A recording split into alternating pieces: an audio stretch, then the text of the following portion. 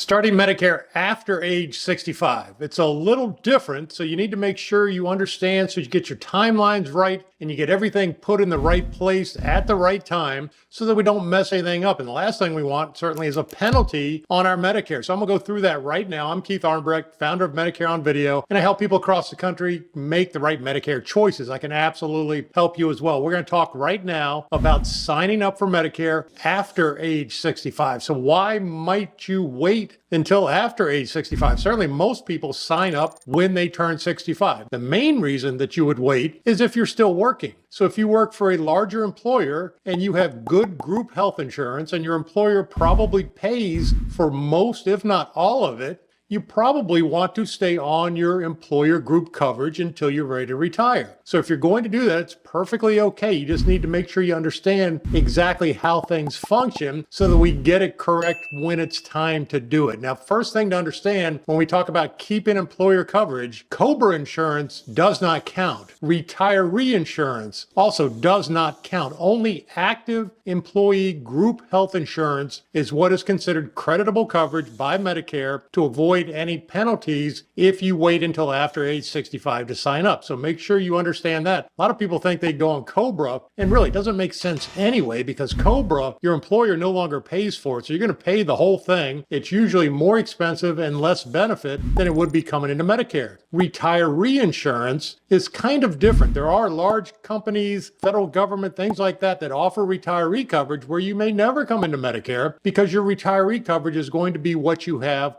for the rest of your life. But you need to understand that if you're on that right retiree coverage and you do come into Medicare later, it can be somewhat problematic. There can be a penalty. I don't know why they set it up this way, but they do. And God forbid your retiree coverage goes away later and you got to come into Medicare at that point. Again, it can be a problem. So we don't have any surprises. We understand exactly where we are. Now, how does it all work if we don't want our Medicare at age 65? It's not really complicated, but it can trip some people up. So first thing to understand is it's kind of tied together with Social Security. Now, if you're still working past age 65, you're likely not to have started your Social Security, but some people do start their Social Security. If you do start your Social Security before age 65, at age 65, your Medicare is going to start. Your Part A and your Part B is going to start because they're assuming that you're no longer working, so you're going to need your Medicare at age 65. So you need to understand that because you don't want your Medicare Part B to start if you're going to keep your employer coverage. Number one, it will cost you money. Number two, it also acts as a trigger when you come into Medicare later. So you need to make sure if you don't want your Medicare Part B to start,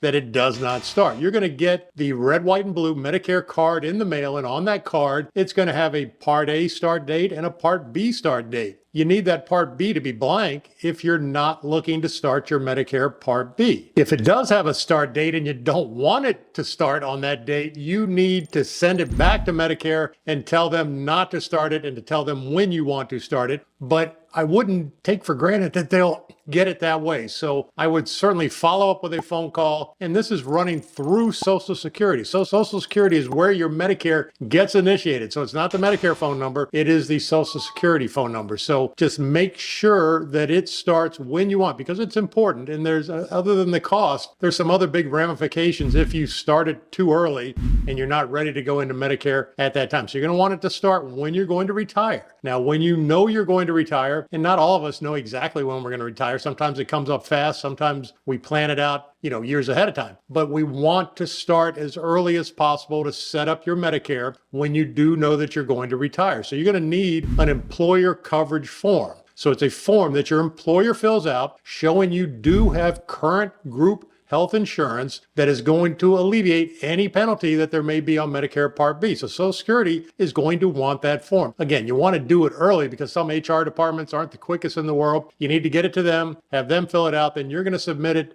with your Medicare Part B application to Social Security to start your Medicare on a certain date. And again, I would be doing this 2, 3, 4 months ahead of time if you can. Just it makes things so much easier. And things are slower moving now in the government, so it may take even longer. Social Security might even want you to come in person for an appointment, and that can be a couple of weeks out. So you need to make sure you kind of just jump on this ahead of time and make sure this form, the employer coverage form, you can find it right on my website. If you go to MedicareOnVideo.com, right in the guides and form section, You'll find it right there, the employer coverage form. You can download it. You can email it to your HR department, have them fill it out. They do it all the time typically, so they shouldn't have any real questions about it, and then get it back to you so that you can submit it with your Medicare Part B application. Now, when your group insurance ends, you have a window of 8 months to sign up for Medicare Part B. Really wouldn't be any reason in the world to wait.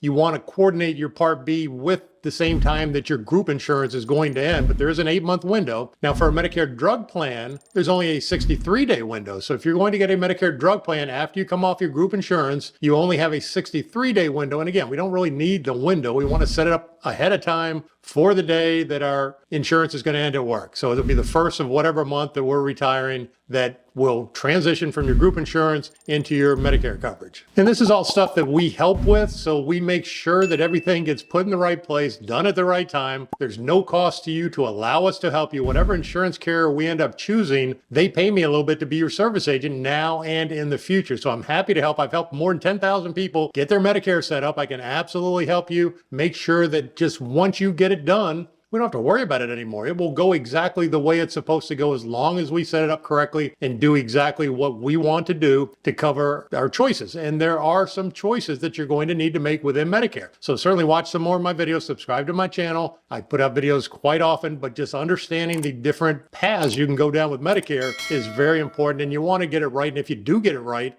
it's really good coverage. You will be very happy and have very few issues going forward. So I hope you found this helpful. Have a fantastic day.